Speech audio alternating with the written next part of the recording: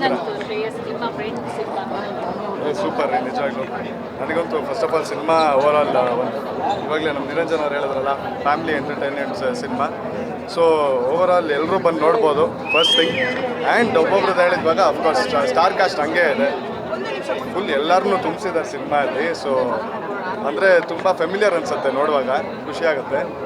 So family emotion ಆಗಿರಲಿ, ಆಮೇಲೆ ಎಲ್ಲ ಕಮರ್ಷಿಯಲ್ ಎಲಿಮೆಂಟ್ಸ್ ಆಗಿರಲಿ, ಸಾಂಗ್ಸು, ಡ್ಯಾನ್ಸು, ಫೈಟು ಎಲ್ಲ ಸೂಪರ್ ಆಗಿದೆ ಸಿನಿಮಾ ಅಲ್ಲಿ. ಸೊ ಐ ಥಿಂಕ್ ಎಲ್ಲರೂ ಬಂದು ನೋಡಬೇಕು. ಅಫ್ಕೋರ್ಸ್ ಶ್ರೇಯಸ್ ನನ್ನ ಫ್ರೆಂಡು, ಅವ್ರ ಬಗ್ಗೆ ನಾನೇ ಹೇಳ್ಬಾರ್ದು, ನೀವೆಲ್ಲರೂ ಹೇಳ್ತೀರಾ ಸಿನಿಮಾ ನೋಡಿಬಿಟ್ಟು ಸೂಪರಾಗಿ ಮಾಡಿದ್ದಾನೆ.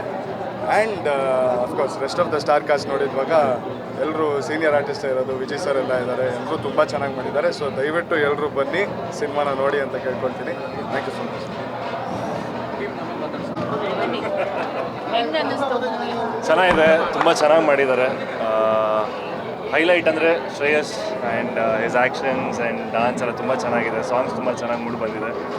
ಪ್ಲಸ್ ದುನಿಯಾ ವಿಜಯ್ ಅವರು ಹೇಳಬೇಕಾಗಿಲ್ಲ, ಇಂಟೆನ್ಸಾಗಿ ಪರ್ಫಾರ್ಮ್ ಮಾಡಿದ್ದಾರೆ.